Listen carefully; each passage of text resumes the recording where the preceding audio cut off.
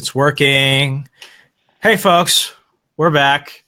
Had some awkwardness earlier. The internet's an amazing thing. You could do a lot of things, like watch cat videos and like play Tetris for free online and get movies for free online, or just, Netflix from your friend's account for free online. And then sometimes live software doesn't really work. I went ahead and gave an entire kind of like, focus moment earlier, and then I just completely got off my buzz. So long story short, we're going to do a live recording of a Patreon exclusive episode of Haunted Republic. Typically we do these before or after episode is coming out, but we've got some cool stuff coming your way from our friends at Black Sky Paranormal. Go ahead. You can get part 2 of this episode at Patreon for $1 a month. For $1 a month, you go ahead and get your name in the credits of our next episode. You'll get access to our exclusive Facebook group, lots of pictures, EVPs, other stuff, because, politics is scary, but some things are scarier in life. So let's go ahead and have fun together with me tonight. As usual, Mr. Russ Bailey from Black Sky Paranormal. Russ, what's going on? Hey, good evening, Remso. Thanks for having me this evening. Not a problem. So last time we spoke was way back in July. What's been going on with you guys since we last spoke? Well, we've added several new members to the group. We've also added some different new equipment also. Some of the members we added, one was CJ Gladwell. We added him around the end of August. He's relatively new to the paranormal investigating. And tomorrow night at Old South Pittsburg Hospital is going to be the first investigation that he's attended. So he's really looking forward to that. We also have a few more veteran members, Donna Hall, Carl Jarrell, and Tim Kidd. They've been paranormal investigators for quite a while, researching such places as Moundsville, West Virginia, and also Waverly Hills Sanatorium. So it's good to have a mix of old and new to join the crew and everything. No, that's awesome. So we went ahead. Oh, and another thing you get for $1 a month on Patreon is early releases of our next couple episodes. We've got our third installment of Haunted Republic with Ryan and I. The last one we did was out in Gettysburg. That was cool. But when we were planning our next one, I was like, Ryan, we've got to do something indoors, because this whole rain and outdoor cold and bugs thing is just not digging it for me. So we went ahead and went out to Warrenton here in Virginia. We went to the old Warrenton jail, which is now the Fauquier Historical Society. And Russ, have you seen that yet? I saw a little bit of the previews that you had, so looks pretty intense. Maybe it's because we've been cramming these investigations back and forth so often, but this one was fun. I will say that. It wasn't necessarily terrifying or anything. I didn't get Darth Vader force choked, but it was fun. We had some new investigators with us for our other show, Live Free and Grow with Jason Carrier. Jason and his wife, Michelle, came, and their old friend Brian Sujane, and he was Ryan and I's first boss here in Virginia. He came with us too, and that was pretty awesome. And it's just one of those places where it's you expect stuff to get real. I was expecting Jack the Ripper and other things like that, but it was, these felt, and this is going to sound kind of weird, the things that we did encounter seem more sociable. It's not like the last place we went to before that, which is going to be out in about 2 weeks. It takes place in a church. We can't really disclose that location or information yet, but that stuff there, we were the very first investigators to go to that location. When we went there, it was insane in the membrane, screwed up stuff. Yeah. So I'm oh, well, if a church is screwed up and the stuff we're witnessing here is ultra crazy, then you'd think that a jail is going to be worse, but it wasn't too bad. Some strange stuff that I haven't seen before have happened, but all in all, enjoyable time. It's our Halloween special, and folks, you get to watch it for free. So can't get any better than that. So you've got an investigation going on this weekend. Tell us a little bit about what's going on with you. Well, once again, we are going with the crew with Ghost Hunts USA down to the Old South Pittsburg Hospital in South Pittsburg, Tennessee. It's about 5 hours from our location.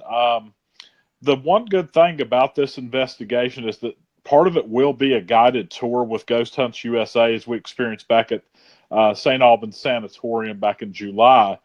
But come 4 a.m., they totally let us run free through the whole hospital. We're more than welcome to camp there and sleep that night, which I highly doubt I will be sleeping. I will be investigating, trying to get several of the entities on camera and lots of EVPs, hopefully. Definitely. So, what are some of the things you've learned since the last time we met up? Because I think for both of us, St. Albans was really, our first major experience dealing with this. Some of the stuff that I have learned is don't bring someone who thinks they see a ghost on every corner, because they just get weird. We have this one story. It's in episode 2, which, folks, go on Patreon. You can go ahead and see the episode in Gettysburg. This woman, she came over. And this is why I need to be more selective of the people I go with, because it's not that I have anything against going with a group of people I don't know. But there's some people where it's like, you should just stay at home. Because this woman shows up, and this is in Gettysburg. And our host is, telling us about what the investigation is going to be like, and she's like, so does anyone have any stories?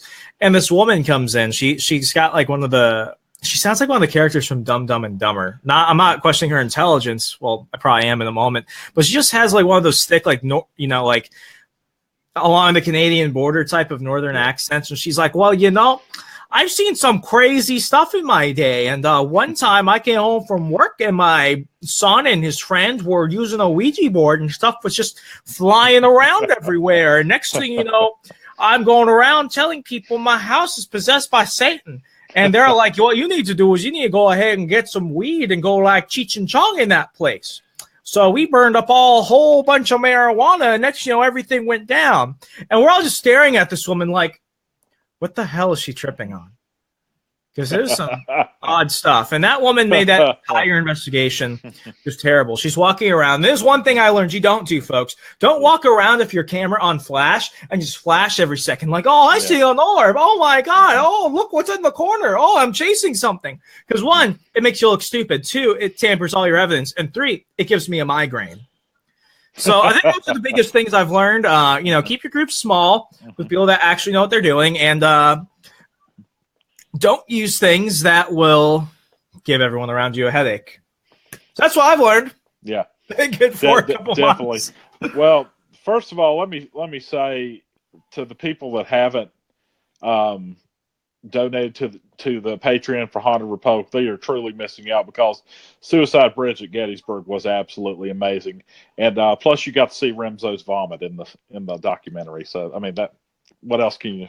That was like one of those moments where you really learn a lot about the people around you when like they're getting crazy, because in that moment where it's like, somebody help me, everyone's just like, this will be great for content. Let's videotaping it. I'm looking around like, I hate you all.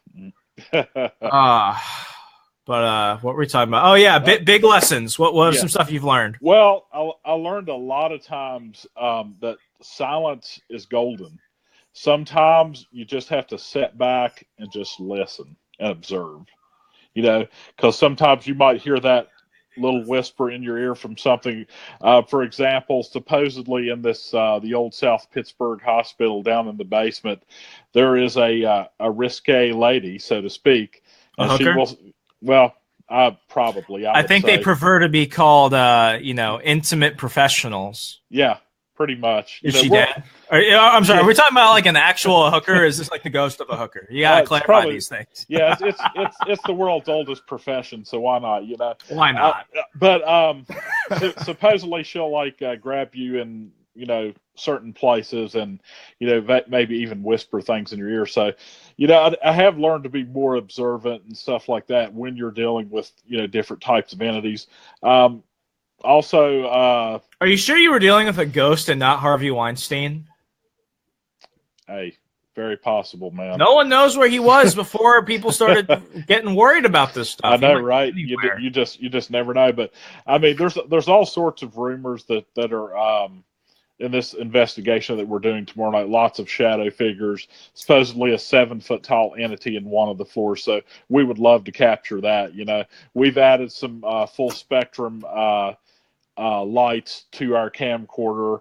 We've added a GoPro with some different tripods for to set up like a static night vision and everything. So more more observation this time, and then hopefully we could get some good EVP sessions and some flashlight sessions, which you guys had excellent results at St. Albans Sanatorium. It was unbelievable. Definitely. And I want to go ahead and just get your opinion on this. You might be biased, but we still get messages from people. I still get phone calls. And this is so stupid because they could just Google this question. They'll find the answer. Yeah. But is there such a thing as a remote control mag light? There is not. I mean, I would put my hand on a Bible right now. Nothing that happened at St. Albans was fake. It was 100% real. I was there with you guys. It was 100% real. The flashlight that we use there, we got a brand new version of that flashlight, like the same exact one, but we got another one straight out of the packaging when we went to Gettysburg, and we got similar results. And then for what people are gonna see in the Halloween special next week, like we use those same two flashlights and we replace the batteries, and you see Ryan and I and our friend Jason messing with those things. You actually see us twist it a little bit. And at one point, like, because one of our friends, Brian, was just really iffy about the flashlights. He's like, okay, what are you guys doing to them? It's like, Brian, look at me. I'm like flailing this thing around. I'm going to throw it around. I'm going to stomp around it. You can't make that stuff do that. No. I mean, it's totally impossible, it was like it was on command. When you ask it questions and everything, it would turn on and everything. I mean, there's no way that was faked, 100%. And I will take a statement to put my hand on the Bible or anything. It was 100% real. It's crazy. But apart from that, another tool that we started using a lot more often is a Phasmabox software that we were able to download on our laptop. I've always been really iffy about those things because there are a lot of apps out there. And when we started, just getting into investigating, we tried all those apps. And the thing we learned was that some apps will use your location and they'll actually generate things for you. For example, if you're next to a road, one of the words that come up might be traffic. Or if you're next to a pond, it might say wet or water or lake or something like that. Yeah. So we connected with some other seasoned investigators who know the folks from like Paranormal Lockdown, stuff like that. So I don't remember the name of it off the top of my head. Ryan's always the one that messes with it. I'm just like, I don't care about the technical stuff. Just tell me if it works or not. Yeah. But this one we've been using, and it's I think the Halloween special, which you can see right now on Patreon right now, it'll be free for everyone else. Upload to Facebook and YouTube on the 31st. But we got some insane communications out of that thing. And one thing that we've been discussing on this end is, if let's say something gives you personal information about yourself, should you keep the conversation going? So Russ, if let's say you spoke to something and it said something that no one really knows, especially not something that you're trying to encounter like that, if it gives a personal detail, should you continue talking to it? Well, that's kind of a catch-22 if you ask me. I mean, it's really hard to say. I probably would, just because I have no shame of anything. But I mean, it just depends on the situation, really. I mean, a lot of times when you're dealing with an intelligent haunt like that, it can kind of catch you off guard, and you just may react differently to different situations and everything. You gotta always try to be prepared for the unexpected, really. Exactly. Would you ever bring a Ouija board to an investigation? Well, I don't know if I really would or not, to be honest with you. They're kind of taboo to me. For one, but the Phasmabox isn't? Yeah. I'm a hypocrite. I will talk to those things all night, but I will not use a Ouija board. Yeah, I'm not a big fan of the Ouija board. For one thing, I'm afraid it'll like burst into flames or something. But I'm joking, totally joking. But that stuff might happen though. We don't know until we try it out. I mean, I did a Ouija board one time when I was like 13 years old, and it told me I was going to be in the Army and I would die when I was 67. Well, I'm not 67 yet, and I've never been in the Army, so it's asking its fortune and everything. So I don't know. spirits can guide a Ouija board and it can mislead you, but it's definitely unnerving on my end. I'm not a big fan of them. Definitely. What are some of the new tactics you're going to try out in this next investigation you're doing? Well, definitely, we'll take a page out of Haunted Republic. We definitely want to do more flashlight sessions because that was just amazing, the results that you guys got. Also, with our new camcorder, or our camcorder we have some new full spectrum lights we're going to try out. And we also have a spirit box. Our newest member, Donna, she's got one. We're going to try that out and everything. So hopefully we'll have good results. We'll have a couple of EVP recorders going also. What kind of Phasma box? Is it the one that's the software that you on like a laptop or a tablet, or is it like the physical box? It's like the physical box. So it's I've seen people have good results of that. Sometimes it can sound a little muffled, but again it's that sit back and observe thing that comes in again. But really looking forward to this investigation. They one of our members had researched that we might be one of the last groups that are going to be investigating there because supposedly they are having financial difficulties, which is very unfortunate, I think. But that's the sad thing about a lot of these places. They just don't take care of the grounds, or they just don't really market it very well. And here's the thing: when it comes to haunted tourism, and my cat is destroying my chair. Come here. She's gonna do that. She's gonna be on camera. Oh, beautiful cat. Thank you. If now stop destroying stuff. Come on. No, stop. I'm not gonna be able to get around. It's like okay. My cat, man. Well, as long as the sound equipment doesn't fall down, I'm perfectly fine. Right. Let me see. I just gotta let her do her thing. Hey, no harm, no foul, man. I love my cat more than anything. Hey, Cats are awesome. I'm a really superstitious person. Maybe not so much as the rest of my family, but we've got some rituals, and I'm not gonna get into them for before and after investigation. Yeah. And I'm always comfortable coming home because I don't know, regardless of what myths and whatever you get into, cats are always good to keep away bad spirits. And what we've encountered more than once the past 4 to 5 months are negative spirits or possibly demons. So I'm perfectly cool with my cats, especially as we're coming down about this. I was recording a podcast with a psychic about 3 months ago, and we were going to talk about demonology. Folks, you can go to the Remso Republic podcast. It's the one with William Stillman. Is your drug dealer a demon? That was an interesting episode. Got crazy ratings too, and I didn't understand why people were as into that episode, but that's actually one of our top episodes we've done, and it wasn't inherently political like what we do for the main show. But as soon as I'm okay, this is what I want to talk about. I want to talk about demonology and stuff. Everything shut down. Wow. And I was like, this is kind of trippy. Which brings me to my next point. I've been on kind of a self journey recently, trying to understand some of the stuff we're encountering. When we first started, and I say this on the record numerous times in Haunted Republic St. Albans, I don't believe in ghosts. I believe in demons. Right. Whereas my brother, he believes that you can have spirits and stuff like that. And recently, with some of the investigations we've been going on, I think I've been backtracking a little bit because I'm starting to think, wow, some of the stuff that we're dealing with, it doesn't necessarily seem hostile, and it seems like it wants something to be done as a result of the communication. So I think I'm kind of open to it being anything, because at the end of the day, I'm not going to try and do any crazy crossover stuff. I just want to get results and let people come to their own conclusions. I don't think mine really matter. When it comes to that, what's your view on that situation? I'm kind of along the same lines. I think some malevolent entities can be demons, as we encounter down in St. Albans Sanatorium. There are some vile entities. There are some good entities or playful entities.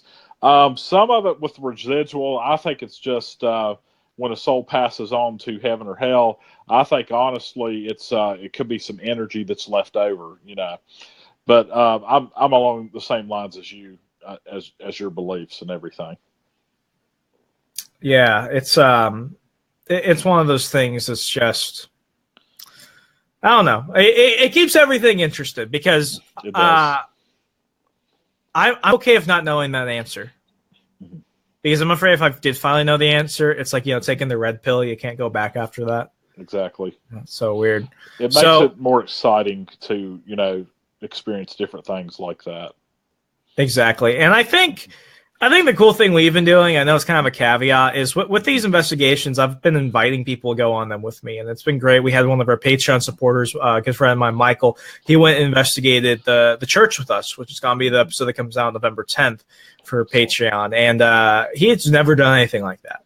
And he came in pretty open-minded, more on the skeptic side. And at the end of the night, he was just like, that stuff just was like insane. So I hope that more people are willing to question this, because we live in such a tumultuous time. We're seeing an increase on paranormal activity along the East Coast. We're seeing a rise of satanic cults, which is also kind of weird. Have you heard anything about that?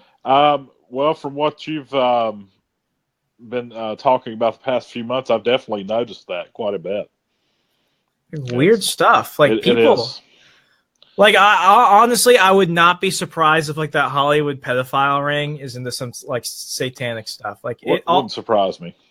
Like, I don't want to sound like all Alex Jones, like, but it's just like, what won't we know at this point? Like, the JFK files are going to be released, like, sometime tomorrow, and next, we're dealing with this stuff. It's like, the world is crazy. But anyway, Russ, we're going to go ahead and talk on Saturday, see how, your investigation went and everything else. If people want to learn more about Black Sky Paranormal and all that jazz, how could they do so?